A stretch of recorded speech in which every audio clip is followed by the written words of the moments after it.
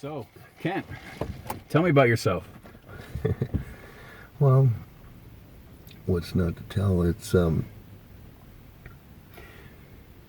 I am 65 years old. I'm retired early at 62, and old school. And I try my very best every day to try and make somebody else's day a little bit better. For whatever reason, for whatever I do, I don't want any accolades or anything, any kind of recognition. It's important to help people as best we can. And whatever it takes, I'll do whatever I can to try and do that. Because then I get out of myself. Because it feels good when you see somebody smile. But it's just like anything in life. It kind of wears off. So you got to do it again. And then I get outside of myself and I'm not caught up in my own crap. And things seem to go much better for me. And I don't get stuck in a rut. And so. What about your childhood? I was not an only child, but it almost felt like it because I had two older brothers, 11 and 13 years older than me. So I was like, yeah, growing up, my mother and father were common. They worked and enough to get by. They always provided, but it was not anything glittery or glamoury, or it was, it worked. And I look back on my mother and father who were married for 64 years and change when my dad passed away. Well, that's the only thing they knew in life were pretty much them together. And, you know, wedding vows and those things back then, they understood. There's no written book. You're not keeping score. One for her, one for him. You know, it's not 50-50. It just doesn't work that way. But you got to communicate. You got to respect each other. Those are the key things.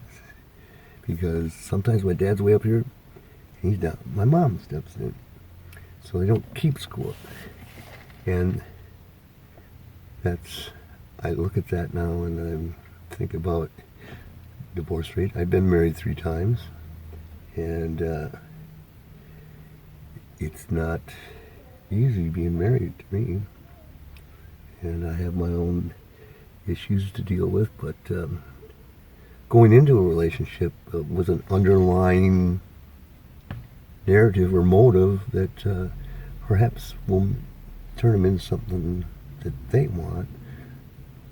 We are who we are, and you should be allowed to be who you are, and you shouldn't have to be something that you're not because somebody else thinks you should be. I mean, that's a recipe for resentment and all the crap that goes on in relationships. So it's important to be who we are. I mean, we can change the things we do on a daily basis in our lives to help better ourselves, but you know, we're still the same people. And I think we're all good people that do make some bad choices, and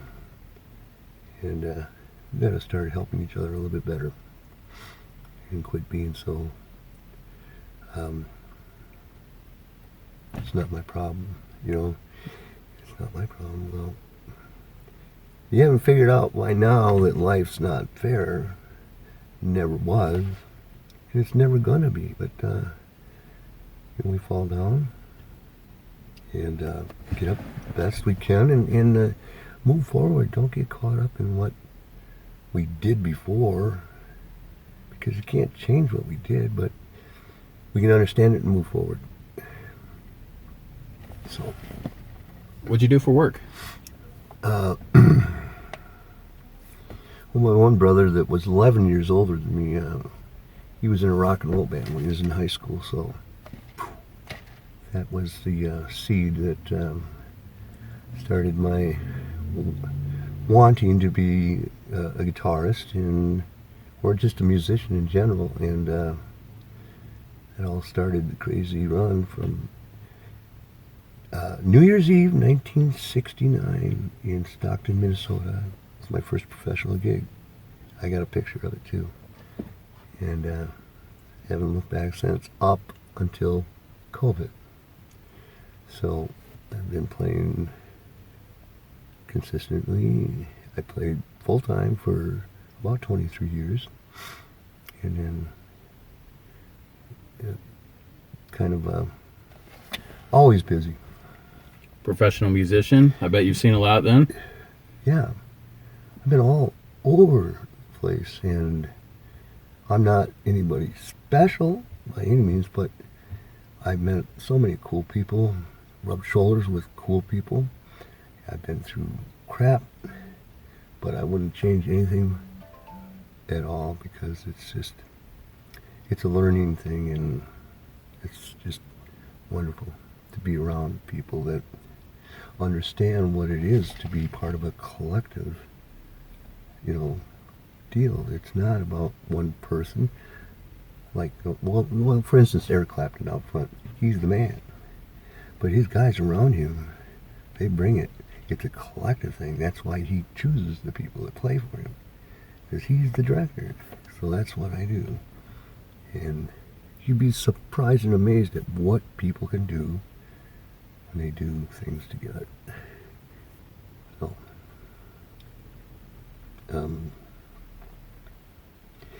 yeah, I am so grateful to all the people out there that I've learned from, and continue to learn from. So it's an ongoing process. Say that question again. If you had any advice to give yourself when you were young, what do you think it would be? Don't be so hard on ourselves. I shouldn't be so hard on myself.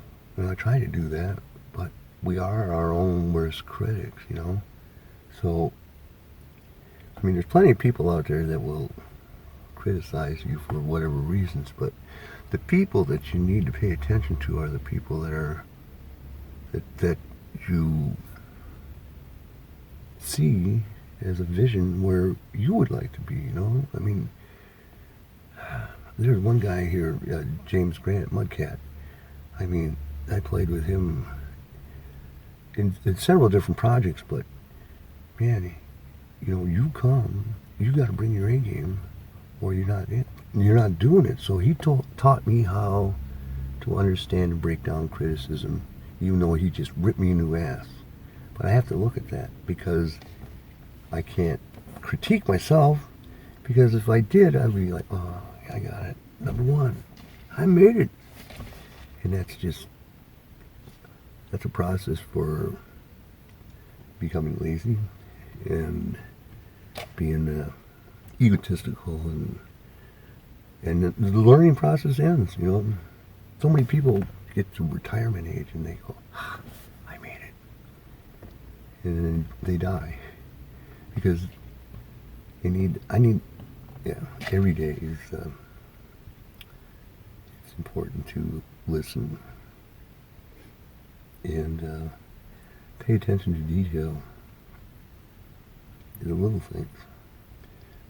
I see so many young people just like, vroom, in a hurry, vroom. And it's I know that.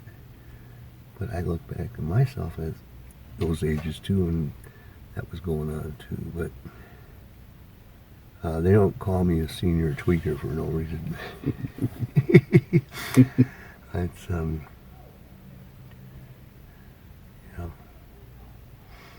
Would you say you're a pull yourself up by the bootlaces kind of guy? Well, I've had, fortunately enough, a few good friends in my life that will pull me up too. It's just like, yeah, oh no, I can't believe I did that again. And so, I didn't realize this early on, but faith is, I wear this for a reason, and I'm proud of it. And There's a whole story that goes with that too. But I can remember when I went to treatment. I took my life and I laid it out from the earliest age I can remember all the way up to present. I tried to look at behaviors, what I was doing, where I was living, and kind of get some kind of idea of what the hell's going on, what happened here, what was going on there, what was going on in my life, where I was, and environment, and all that stuff. The number one thing that I had consistent was mother and father.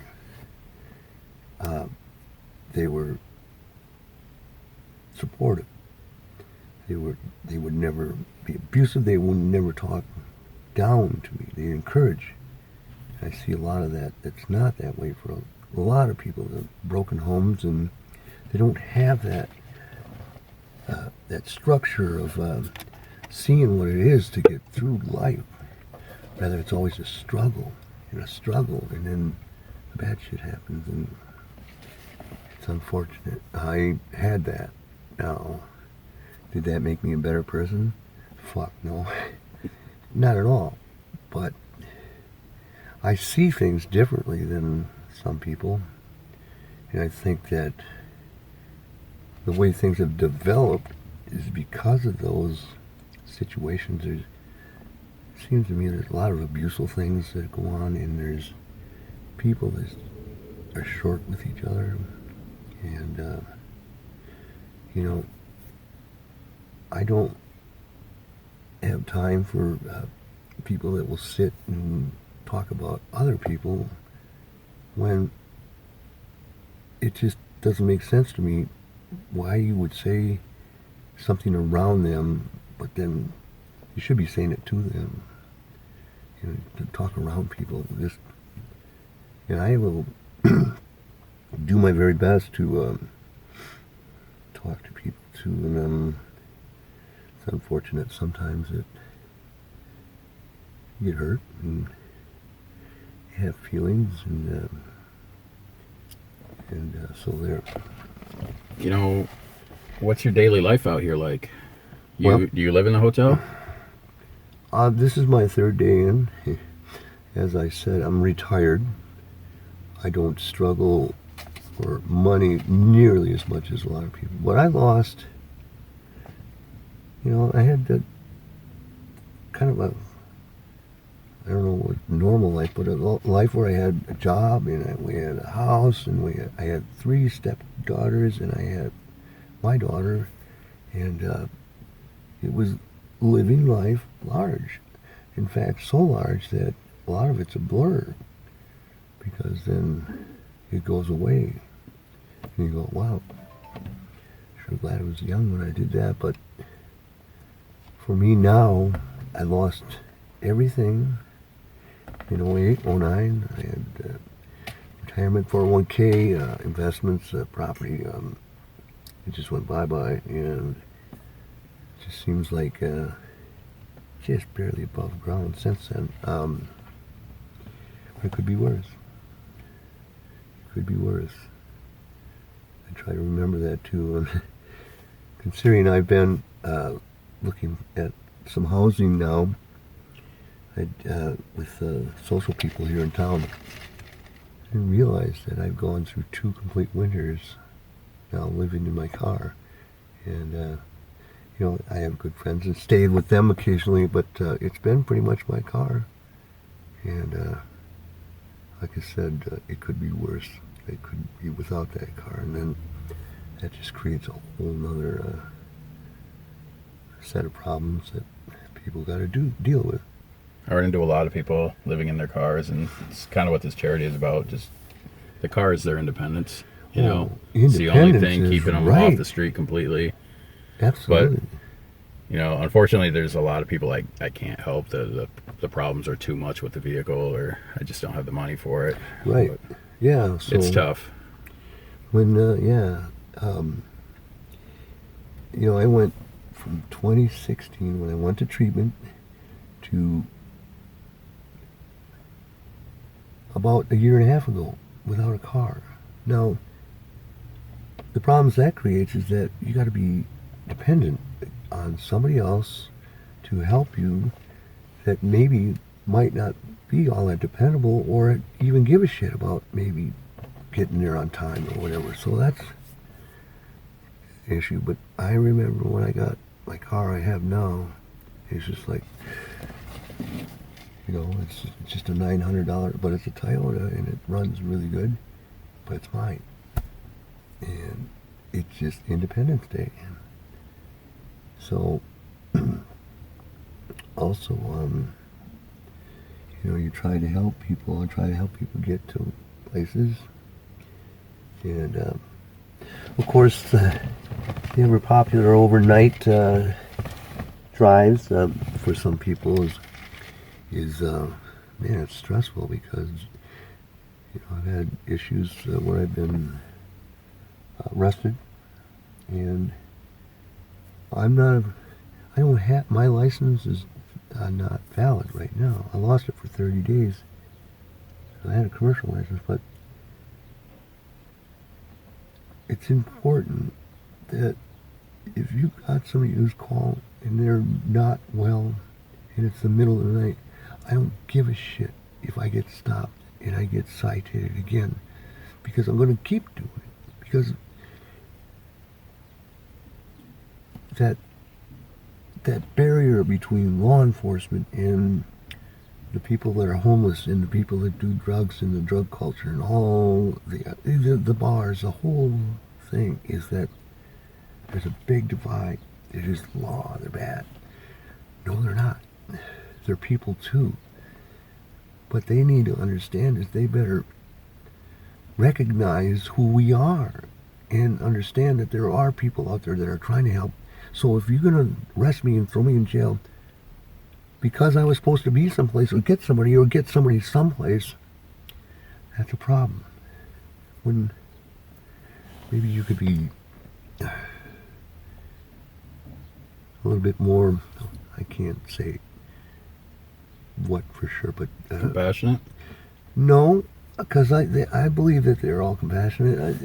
The very reason I went to treatment in 2016 was because the arresting officer that arrested me, he came over to my house about a week later and just, he wasn't on duty, he was in, now part of that might be part of what they do, the drug thing, but he sat down and we talked, and he said, you know, your choices in life, and you don't have to be like this. You can make that choice, but you have to make it.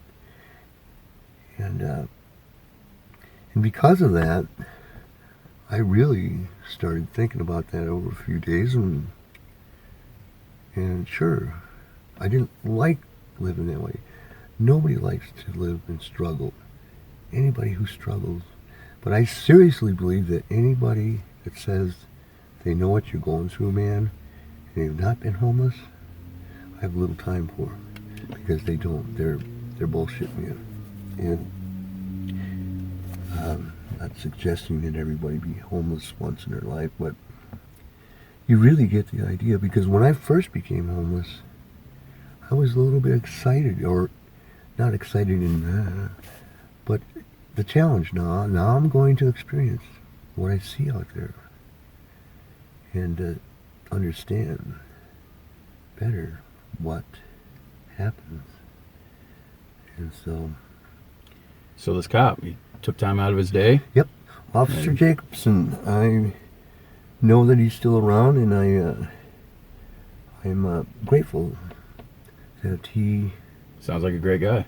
I don't know if he's a great guy or not. That's the one time. I just know that he came over there and he said, your wife is concerned about you and she loves you. Well, I know that I had to make that decision. I'm not doing it for my wife. I'm not doing it for my daughter, my mom, anybody else. Because if you're doing it for somebody else, then you're not in it. But if somebody had told me that you have to do this, that goes back to when I was a little boy, sitting at the table. You sit there until you finish those peas. It'll be 9:30 at night. I'd still be sitting there, and everybody be going to bed. Screw that shit. Being told what to do sucks. But giving ideas and showing things and having options to make choices, good, bad, anything in between. At least you're making a decision. So you give it your best shot. That's all we can do. You mentioned a daughter. You on terms? Good terms? She's the one thing in my life that I never screwed up, and I got absolutely perfect. It's my opinion, was my daughter. You know, she's amazing. And anything you'd like to say to her right now? Oh, I love you, Sari. You are my life. I think about you all the time, and you make your dad so proud. She's a senior in college at UW Eau Claire, and she knows all about challenges that I've gone through.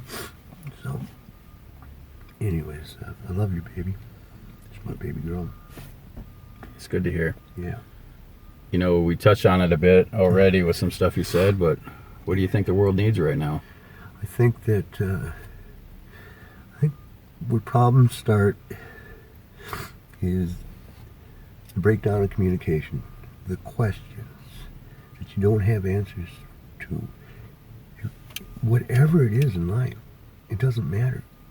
If you don't understand, then you gotta try your very best to get those answers, because until you do, it's just anybody's guess.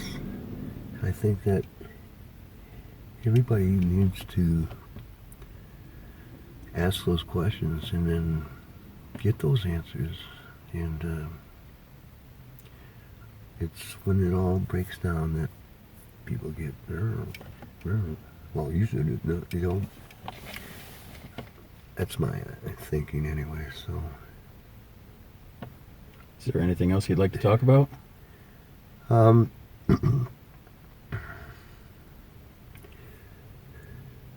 We can take a minute if you want. Yeah. I think that maybe I'll just think about things now for a while. And Okay. We can just do like a part two. I'm thinking I'm going to let everybody do a follow-up video if they want to. At least just one follow-up video, or maybe two. We'll see. Because all of my life, I had some mental health issues when I was 30, and things that I went through for half my life. And part of that was how I was able to come to terms with maybe I don't feel so shitty after all. Because how would I recognize that? Because I've been on some type of med for better than half my life. So, not that I think I got a lot to say, and for whatever reason, I keep talking, you know, and tell people, you know, that don't be so hard on yourself, and, you know, don't hustle me, because I've been hustled enough, and I pretty much know fairly quick whether you're shoving snowballs up my ass or not, you know. I love people. I like to be around people, and I like to be around those people that are special, maybe weird. I've even heard words like retarded, things like that. They're special for a reason, because I always learn something just from watching and observing. They're not the norm, you know. It's mundane. I like being around those kinds of people, and that's usually who I'll gravitate towards. So I was one of those. I was not an outcast, but another thing that happened was a year ago, this past July, my older brother, the one that played the rock and roll band, he passed away during the COVID lockdown. He had Parkinson's disease for like 12 years, and then into dementia, and then he finally died. And I couldn't see him before he passed away. And that, because he was very supportive of me, my music career, and playing. He'd come In the late 70s, I was playing in a Santana cover band. We played an instrumental called Europa. And he goes, yeah, you nailed it. Oh, liked it? Yeah, it's just great. In fact, when I die, I want you to play that at my service. Well, I said, okay, no problem. That's never going to happen, right? He's not going to die. Well, he did. So now, nobody knows that story. And so I was set with the challenge that, well, I said it would. And I did. But I tell you what, he was the last of my family. They're all gone. My mother's side, everybody, my dad's side. I used to think back in the day, if only people leave me the fuck alone, I'd be just okay. Well, careful what you wish for, because that was real surreal. And it was scary. Even though I'm not scared, but it's lonely. And I'm fine. Some real wisdom in that story, I think. Yeah, I mean, they're just gone. They were so important in my life. My mom and dad. I mean, they were just real people. My mom lived to be 97 years old. She died the day before I went to treatment. But I talked to her. She asked me. And it was my dad, too. I mean, it's a crazy story, but it's legit and it's real. I believe that all things happen for a reason. I think my faith, I thought the last shitstorm was the last one, you said. No. And I played a lot. I had a paying gig job at Bear Creek Contemporary Free Church there. They pay me every Sunday to come in and play. If my mom were alive, she'd go, young man, you give that money back to the church. That's God's money for it, But it was good. And I remember a Crosswinds Church, their music missionary, and I was recruited to come up here to do that. And that has a whole story about religion, which is bullshit, in my opinion, and faith, and finding it, and understanding it, because I didn't get it before. But I'm not saying I get it totally now, but there's some things in life that you got to roll with. You don't need to understand it totally. So, Jesus, he's a brother of mine. Just like the Doobie Brothers said. So maybe we'll just kind of stop there. Yeah, man, it's good. I got to reflect. You said a lot, man. Yeah. Sometimes I try to say too much, and then I get caught up in, back here and then forward. So. Well, it was great talking to you. Yeah. I know you got to get going and stuff. But, all right, man. Man, you're doing a good thing.